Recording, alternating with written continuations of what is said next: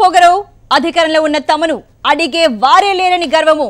ఆంధ్రప్రదేశ్లో అధికార టీడీపీ నేతలు వారి కుటుంబీకులు రెచ్చిపోతున్నారు.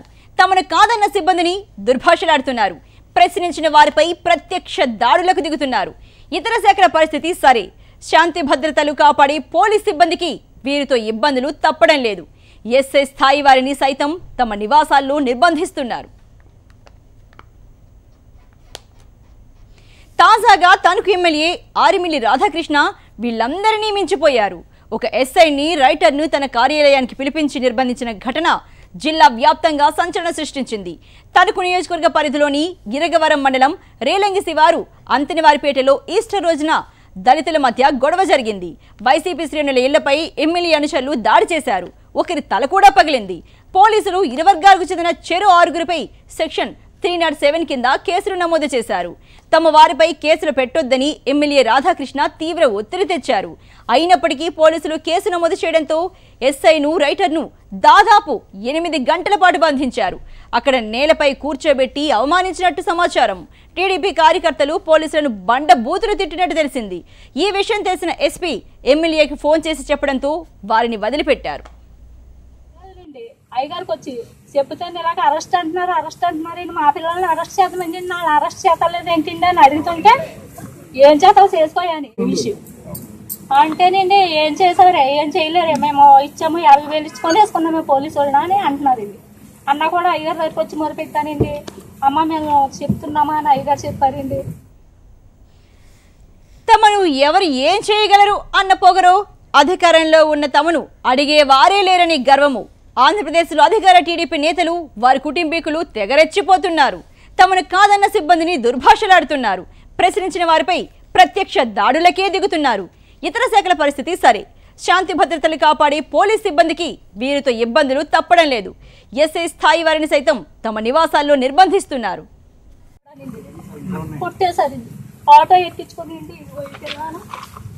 స్పందించేందుకు తణుకు ఎమ్మెల్యే ఆరిమిల్లి రాధాకృష్ణ గారు ఫోన్లో సిద్ధంగా ఉన్నారు. రాధాకృష్ణ గారు నమస్తే అండి. నమస్తే. మరి మీరు వింటున్నారు, చూస్తున్నారు. మరి మీరు ఇలా నిర్బంధించారు 8 గంటల పాటు. ఇంకా కింద నేల మీద కూర్చోబెట్టినట్టు కూడా సమాచారం అందుతోంది. ఇలా చేయడం ఎంతవరకు నిజం అంటారు, లేకపోతే సమాచారం నిజమేనా కాదా మీరేం చెప్తారండి? అందులో వాస్తవం ఎంత ఉందో కూడా అది ఎంక్వైరీ చేసుకోవాలండి. ఫస్ట్ పోలీసులు నిర్బంధించామనే దానిలో వాస్తవం ఎక్కడా కూడా లేదు. దీనికి సంబంధించి ఇది దళిత వర్గానికి సంబంధించినటువంటి కేసు. ఇది కొట్టించుకున్న వారి మీద కేసు పెట్టారు తప్పితే కొట్టిన వారిపై సీరియస్ గా యాక్షన్ తీసుకోలేదు. మా బాధితులందరూ కూడా కొట్టించుకున్న వాళ్ళ మీద 30 సెక్షన్ పెట్టారు. 307 సెక్షన్ కింద కేసు నమోదు చేశారు. ఇవన్నీ కూడా గత నెల నుంచి కూడా జరుగుతున్నాయి. సిఐ గారితో మాట్లాడడం పలుసార్లు, దీని మీద ఎప్పుడు కూడా సీరియస్ గా స్పందించలేదు. తర్వాత కొట్టించుకున్న వారిని అరెస్ట్ చేసి తీసుకెళ్లి రిమాండ్కి పంపించారు. దానిలో భాగంగా ఈ రోజు నిన్న వారి కుటుంబాలకు సంబంధించిన వాళ్ళు 200 మంది వచ్చి మా ఆఫీస్ దగ్గర కూర్చుని ఉన్నారు పొద్దున్న ఉదయం నుంచి సాయంత్రం. ఎందుకంటే వీళ్ళందరూ కూడా యువకులు, 20 సంవత్సరాలు ఉన్నటువంటి యువకులు అందరూ కూడా వాళ్ళు 6గురిని రిమాండ్కి పంపించి 14 రోజులు రిమాండ్కి పంపించడం జరిగింది. వాళ్ళందరూ మా కార్యాలయానికి రావడం జరిగింది. అప్పుడు ఎస్ఐ గారు, రైటర్ గారు రావడం జరిగింది. ఆ సందర్భంలో వీళ్ళందరూ కూడా ఎమోషనల్ గా అడగడం జరిగింది. అది నిర్బంధించింది లేదు, ఎక్కడ రూమ్ లో కూర్చోబెట్టింది లేదు, నేలపైన కూర్చోబెట్టింది లేదు. అంటే రాధాకృష్ణ గారు ఇటు ఒక్క టీడీపీ వాళ్ళపైనే కాదు కదా, అటు వైసీపీ వాళ్ళపైన చెరో 6 పైన కూడా 307 కేసు వేశారు కదా, మరి మీరు వీళ్ళ వైపునే మాట్లాడుతున్నారా? ఇప్పుడు అబ్స్కాండింగ్ అయ్యి గవర్నమెంట్ ఎంప్లాయీగా ఉన్నటువంటి వ్యక్తి మీద ఈ రోజు వరకు వారు చర్యలు తీసుకోలేకపోయారు. ఇందులో అటు ఉన్నవారు 3 చేసినప్పటికీ కూడా మెయిన్ అక్యూజ్డ్ ఎవరైతే ఉన్నారో వాళ్ళిద్దరిని గతంలో కూడా పలుమార్లు ఎవరైతే మెయిన్ అక్యూజ్డ్ ఉన్నారో అసలు ఇటువంటి గొడవలన్నింటినీ కూడా ఇన్వెస్టిగేషన్ చేసే వ్యక్తుల్ని గతంలో కూడా కంప్లైంట్లు ఇచ్చినప్పుడు కూడా సరైన చర్యలు తీసుకోలేదు. ఈ రోజు ఒక ప్రభుత్వ ఆసుపత్రిలో పనిచేస్తున్నటువంటి వ్యక్తులు ఉన్నారు. అటువంటి వారిని పట్టించుకోకుండా నెల రోజుల పాటు వదిలేసి ఈరోజు కేసుతో అమాయకులైనటువంటి వారిని అరెస్ట్ చేశారనేది మా వాదన. అయితే అంటే ఎస్ఐను అలాగే రైటర్ని 8 గంటల పాటు నిర్బంధించారన్న మా వార్తలు ఏమాత్రం వాస్తవం లేదంటారండి మీరు? ఎటువంటి వాస్తవం లేదండి. 8 గంటలు నిర్బంధించడం కాదు. వారు వచ్చి మా ఆఫీస్ దగ్గర ఉదయం నుంచి కూర్చుని ఉన్నారు. లేడీస్ అందరూ కూడా సాయంత్రం 6 గంటలకు వచ్చారు. ఎస్ఐ గారు 6 గంటలకి నేను బయటికి వెళ్ళి వచ్చానండి. అప్పుడు మాట్లాడింది ఒక పావు గంట మాట్లాడాం వారితో, అంతేగాని దానికి 8 గంటలు నిర్బంధించింది లేదు. అందులో ఇది పూర్తిగా అవాస్తవం. ఈ రోజు ఇక్కడ ఉన్నటువంటి పరిస్థితులు కూడా అవగాహన చేసుకోవాలి. ఈ నియోజకవర్గంలో ఏ రోజు కూడా అటువంటి శాంతి భద్రతకి భంగం లేదు.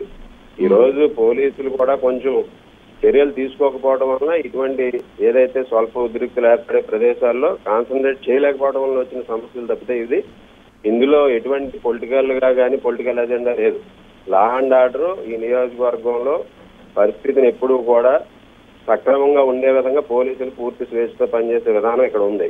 ఏ రోజు కూడా పోలీసులు డే టు డే ఆపరేషన్స్ లో ఏ రోజు కూడా ఒక స్థానిక శాసనసభ్యునిగా ఏ రోజు నేను వేలు పెట్టను, వారికి కాల్స్ కూడా చేయను.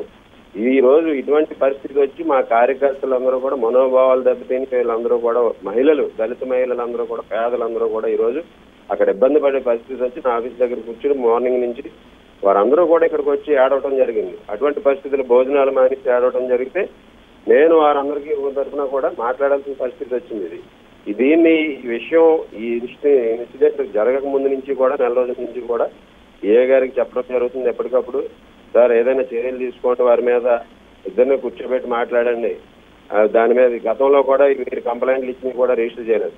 ఒక కంప్లైంట్ ఈ రోజు బాధితులు ఎవరైతే ఉన్నారో అక్యూజ్డ్ ఉన్న వాళ్ళ మీద కంప్లైంట్ ఇచ్చినప్పుడు కూడా గతంలో ఎస్పీ గారి దగ్గరికి వెళ్తే ఎస్పీ గారు అడ్వర్స్ చేసి ఇచ్చిన కూడా కేసులు పెట్టలేదు. అటువంటి పరిస్థితి ఉన్నప్పుడు ఇది వారందరూ కూడా వారు బాధితుల వర్గాల్లో వారి గోడును వినిపించుకున్నారు. అయితే రాధాకృష్ణ గారు నిప్పులేనిదే పొగరాదు కదండి, ఇంతగా ఎందుకు వచ్చిందంటారు? మరి ఎస్పీ కాల్ చేస్తే అప్పుడే మీరు వాళ్ళని విడిచిపెట్టారు, అంతవరకు నిర్బంధించారు అని సమాచారం. ఇందులో నిర్బంధించడం ఏముంటుందండి, ఓపెన్ గా ఉంది నా కార్యాలయం.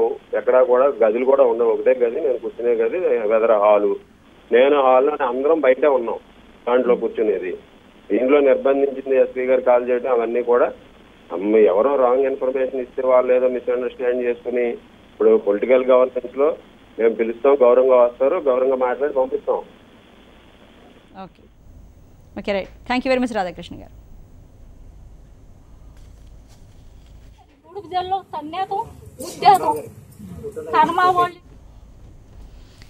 అయితే తణుకు ఎమ్మెల్యే రాధాకృష్ణ గారు అదేమీ లేదంటున్నారు. కానీ ఒక ఎస్ఐని రైటర్ను తన కార్యాలయానికి పిలిపించి నిర్బంధించారన్న సంఘటన అయితే జిల్లా వ్యాప్తంగా మాత్రం కలకలాన్ని సృష్టించింది. తణుకు నియోజకవర్గంలోని ఇరగవరం మండలం రేలంగి శివారు అంతనవారిపేటలో ఈస్టర్ రోజున దళితుల మధ్య గొడవ జరిగింది. వైసీపీ శ్రేణుల ఇళ్లపై ఎమ్మెల్యే అనుచరులు దాడి చేసినట్టుగా సమాచారం. అయితే అందులో ఒకరికి తల కూడా పగిలింది. పోలీసులు మాత్రం ఇరు వర్గాలకు చెందిన చెరో 6గురిపై, అటు వైసీపీ కావచ్చు టీడీపీ కావచ్చు, చెరో 6గురిపై సెక్షన్ 307 కింద కేసులు నమోదు చేశారు. అయితే తమ వారిపై కేసులు పెట్టొద్దని ఎమ్మెల్యే రాధాకృష్ణ తీవ్ర ఒత్తిడి తెచ్చారు. అయినప్పటికీ పోలీసులు కేసు నమోదు చేయడంతో ఎస్ఐను రైటర్ను దాదాపు 8 గంటల పాటు నిర్బంధించినట్టుగా ఇంతవరకు సమాచారం అందింది. అక్కడ నేలపై కూర్చోబెట్టి అవమానించినట్టు సమాచారం. టీడీపీ కార్యకర్తలు పోలీసులను బండబూతులు తిట్టినట్టు తెలిసింది. ఈ విషయం తెలిసిన ఎస్పీ ఎమ్మెల్యేకి ఫోన్ చేసి చెప్పడంతో వారిని వదిలిపెట్టినట్టుగా సమాచారం. అయ్యగారు చెప్పారండి, మాకు చాలా రక్షణ కల్పించారండి, అయినా కూడా వాళ్ళు మమ్మల్ని పట్టించుకోలేదండి. తర్వాత అధికారం ఉంది కదా అని తెలుగుదేశం పార్టీ ప్రజాప్రతినిధులు, నాయకులు అంతా మా ఇష్టం అన్న చందంగా వ్యవహరిస్తున్నారు. తమకు అడ్డొస్తే అసహనంతో చెలరేగిపోతున్నారు. వీళ్ళెవరూ చిన్న చితక వ్యక్తులు కారు, కింది స్థాయి కార్యకర్తలు అసలే కారు. సాక్షాత్తు ప్రజల చేత ఎన్నుకోబడిన ప్రజాప్రతినిధులు, ఎమ్మెల్యేలు, ఎంపీలు. గత కొద్ది నెలల్లోనే పలువురు ఎమ్మెల్యేలు ప్రభుత్వ సిబ్బందిపై జులుం చేశారు. ఆటో ఎక్కించుకొని ఇటీవలి కాలంలో అధికార పార్టీ దురుసుతనం అనగానే గుర్తొచ్చేది విజయవాడ ఎమ్మెల్యే బోండా ఉమామహేశ్వరరావు పేరే. ఒక వివాదంలో ఆర్టీ ఆఫీస్కి వచ్చిన ఉమా తన అనుచరులతో వీరంగం వేశారు. అక్కడి సిబ్బందితో వాగ్వాదానికి దిగారు. చివరకు ఆవేశంగా రవాణా సంస్థ కమిషనర్ భద్రతా సిబ్బందిపై దాడి చేసి వెనక్కి తోశారు. ఆయనను దూషించారు. డిప్యూటీ ట్రాన్స్పోర్ట్ కమిషనర్ను బెదిరించారు. 2.5 గంటల పాటు దురుసుగా ప్రవర్తించారు. దీనిపై సాక్షాత్తు ముఖ్యమంత్రి చంద్రబాబు నాయుడుతో అక్షంతలు కూడా పడ్డాయి. అయినా ఉమా దూకుడు తగ్గినట్టు కనిపించడం లేదు.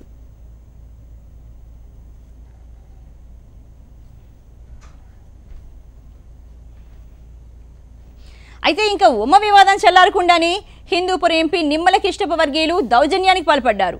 టోల్ ఫీజు అడిగిన పాపానికి ఆంధ్ర కర్ణాటక సరిహద్దు ప్రాంతంలోని చిక్కబళ్ళాపురం జిల్లా పరిధిలోని 44వ జాతీయ రహదారిపై ఉన్న బాగేపల్లి టోల్ గేట్ సిబ్బందిపై దాడి చేసి నానా బీభత్సం సృష్టించారు. అద్దాలు, కంప్యూటర్స్, ఫర్నిచర్ను ధ్వంసం చేశారు. సీసీ కెమెరాలు కూడా పగలగొట్టారు. స్వయంగా నిమ్మల కిష్టప తనయుడు అంబరీష్ ఈ దాడికి నేతృత్వాన్ని వహించినట్టు తెలిసింది. ఎంపీకి తప్ప ఎంపీ సంబంధికులు ఎవరైనా టోల్ ఫీజు కట్టాలని అక్కడి సిబ్బంది చెప్పడమే ఈ దాడికి కారణం. తెలుగుదేశం రాజ్యసభ సభ్యుడు సీఎం రమేష్ విద్యుత్ శాఖకు చెందిన ఒక చిరుద్యోగిపై దౌర్జన్యం చేసి వార్తలకెక్కారు. ఎంపీ స్వగ్రామమైన కడప జిల్లా ఎర్రగుంట్ల మండలం పోట్లదుర్తి అసిస్టెంట్ లైన్మెన్ దండు వీరశేఖర్పై దాడి చేసి గాయపరిచారు. విద్యుత్ వైర్లను తాకుతున్న చెట్టు కొమ్మలు కొట్టివేసి తొలగించడమే వీరశేఖర్ చేసిన పాపం. ఎవడిని అడిగి కొమ్మలను తొలగించావంటూ రమేష్ పట్టరాని ఆగ్రహంతో ఊగిపోతూ లైన్మెన్ ముఖంపై గుద్ది మరీ గాయపరిచారు.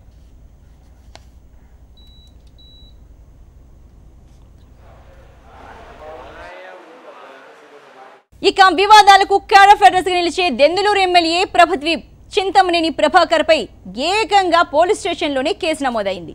దేవరపల్లిలో అమ్మవారి జాతర జరుగుతుండటంతో ట్రాఫిక్ నియంత్రించడానికి పోలీసులు సింగవరం కూడలిలోని జాతీయ రహదారిపై వాహనాల రాకపోకలను మళ్లిస్తున్నారు.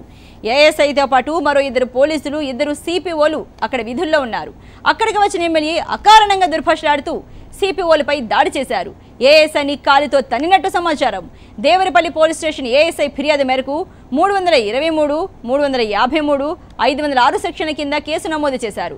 గతంలో ఎంఆర్ఓ వనజాక్షిపై దాడి ఘటనలో కూడా ఎమ్మెల్యే ప్రభాకర్ పాత్ర ఉందని ఆరోపణలు వినిపించాయి.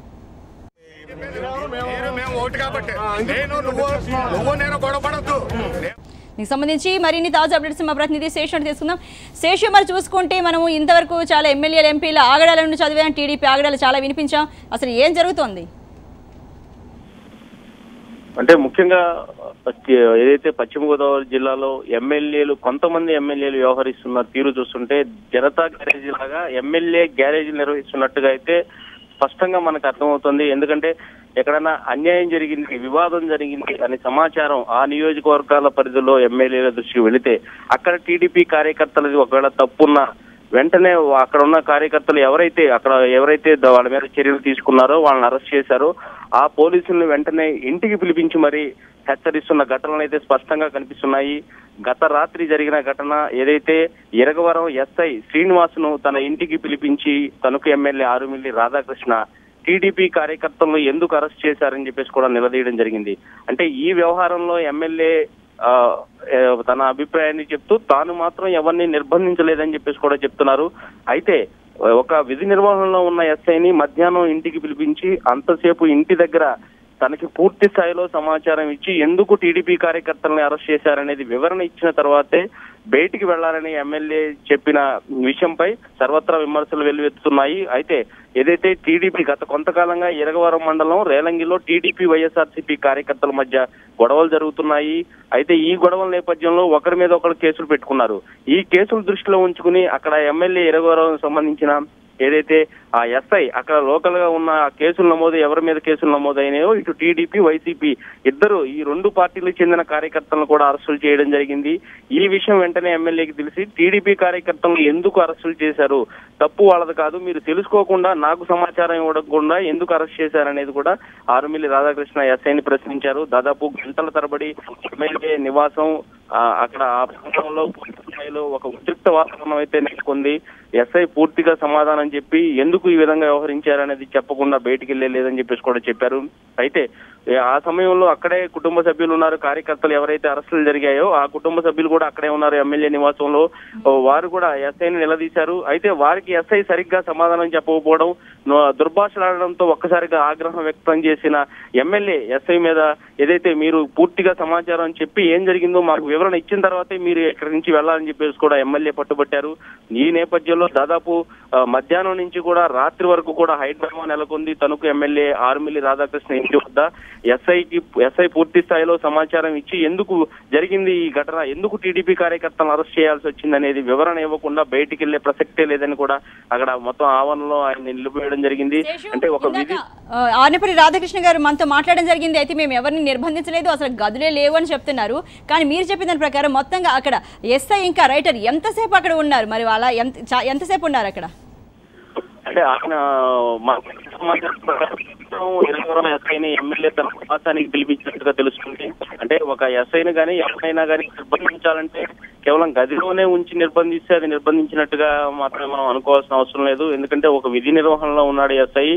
అక్కడ ఏం జరిగినా కానీ పూర్తిగా ఆ విషయాలు తెలుసుకోవడానికే ఏదైతే తన టీడీపీ కార్యక్రమం జరుగుతుందని తెలుసుకోవడానికే ఏదైతే ఎస్ఐని ఇంటికి పిలిపించానని చెప్పేసి కూడా ఎమ్మెల్యే చెప్తున్నారు.